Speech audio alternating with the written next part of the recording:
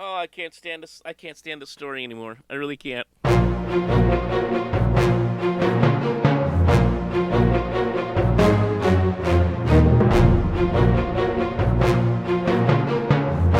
Oh, it's the game of musical chairs with the New York Jets as we continue to wonder and wonder and wonder and continue to refresh our Twitter pages and refresh our Instagrams and refresh our Facebook pages and refresh every damn social media page possible to find out whether Aaron Rodgers is indeed coming to the New York Jets or whether it's going to happen, not going to happen. Sounds like it's going to happen. We don't know.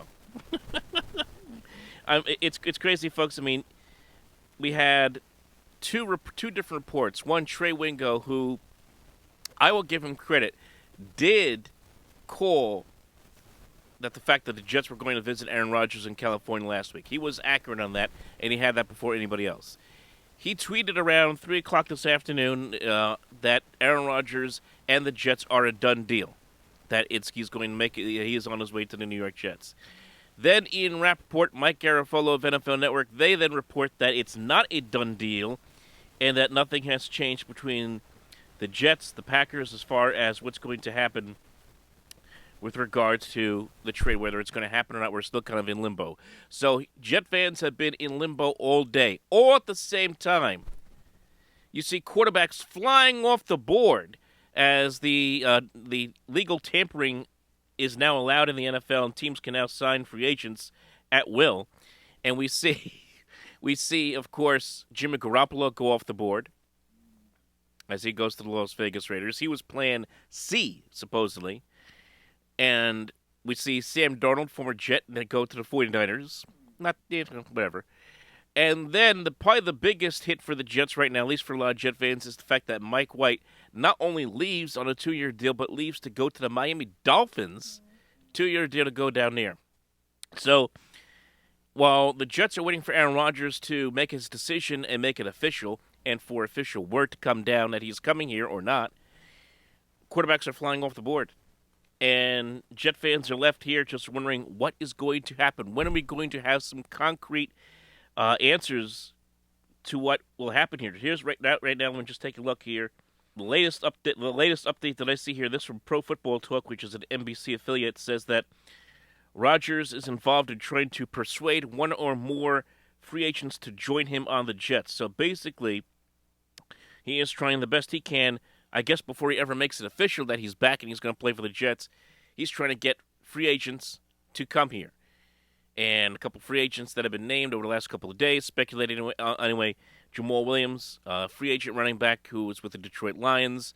And then the other one would be Alan Lazard, a former receiver for the Green Bay Packers, one of Rodgers' teammates. Both of these guys play with Rodgers, so he would like to have guys that he knows and is comfortable with play with him again on the Jets. So you have that maneuvering. You probably also have the maneuvering of the $60 million going on right now between the Jets and the Packers, and how that is going to get handled between Green Bay and New York. Who's going to divvy up the most money? I would imagine Green Bay is going to eat a large chunk of that money to send Rodgers to New York. The Jets did clear a lot of cap space. They cleared about $50 million, and they did make a big move. They did make a huge move, in which they did re-sign Quincy Williams, outside linebacker, to a 3-year contract worth about $21 million. Huge move. Quincy Williams, one of the Jets' best pass rushers and also really one of their best run stoppers last couple of years. Huge re-signing to bring him back, and you have him with his brother Quinn Williams back in the fold. I'd like to see the Jets give Quinn Williams a bigger contract, but we'll see if that can happen soon. But it sounds like it's going to happen. You see a lot of players in a campaign all week since the Jets visited California in Rodgers' estate to get him to come to the Jets. And it sounds like it's going to happen. So it's been crazy. It has been wild. It's been insane. The media coverage, it's exactly everything that I've been saying. this was going to be an absolute circus as far as the coverage was concerned and the attention. And I think in a lot of ways, I think Rodgers likes having all this attention. He likes being the center of it, and he has been the center of it here in this free agency period as it's beginning. The downside, of course, of all of this is this. What if, and you never know with Aaron Rodgers, there's always the what if. What if he at the last second decides, I don't know, I'm going to retire? Well, then what do the Jets do? And that's the thing I've been harping on, because the Jets could have made this very easy to themselves. They could have just signed Derek Carr. They wouldn't have had this, wouldn't have go through this madness.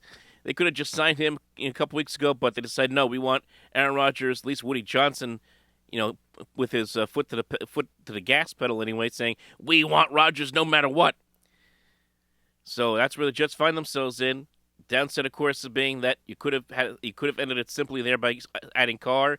The other downside is if Rodgers retires or doesn't come to the Jets, the cupboard is getting barer and thinner as we speak, and that means could the Jets end up having to just run it back with Zach Wilson? That's also a possibility.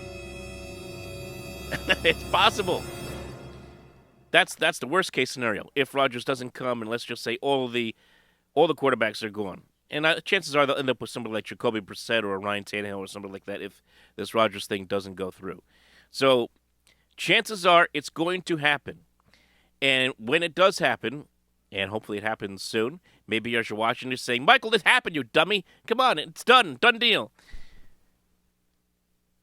The next thing that's going to happen is there's going to be, a lot of excitement because obviously the Jets get a four-time MVP quarterback, guy who's won a Super Bowl, but again, at the age of 39, and one who is just trying to collect a paycheck, and another situation where do I think the Jets are really ready to be a Super Bowl contender right now with a 39-year-old quarterback and Aaron Rodgers with a team that's still very young and still trying to build towards something?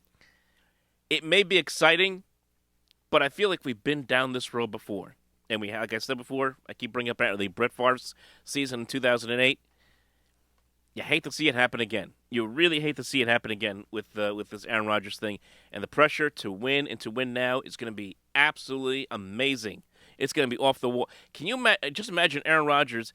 He doesn't like the media coverage that, if he doesn't like the media coverage he's getting now, or likes to control the narrative the way he is now, imagine what he's going to try to do, trying to go up against the New York media. That's going to be fun. So we're still in this wait and see pattern. But it sounds like Aaron Rodgers is on his way to the Big Apple, and he is going to take a big chunk of it, and he's going to take Jet fans with him. Oh, I can't stand this. I can't stand this story anymore. I really can't.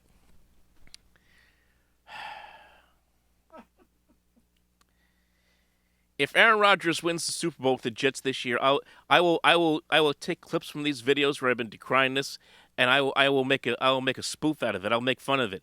I'll say, see how wrong I was. Please, I hope I am wrong about this. But I just got a bad feeling. I just got that feeling that this is going to be Brett Favre 2.0. I hope I'm wrong, but it'll be exciting. It's certainly going to be. Something else at training camp this year. It's going to be huge crowds, I imagine. They're going to be insane. Tickets are going to be out of this world. I mean, it's out of this world to begin with anyway. They're raising ticket prices. They would raise ticket prices even if a hot dog vendor was the quarterback. It doesn't matter. So just imagine what it's going to be this year with Aaron Rodgers. It's going to be crazy. They have, of course, big games with the Giants. And, of course, obviously the Bills, Patriots, Dolphins. They have the Chiefs on the schedule at the Meadowlands this year, so these games are going to be nuts as far as crowds are concerned. And, now that Mike White's in Miami, would anybody be surprised? Would anybody be surprised? Week 18, the Dolphins come to the Meadowlands, take on the Jets and Aaron Rodgers, and Mike White finds a way to knock the Jets out of. Would anybody be surprised? This has happened before. I think I've seen this story before.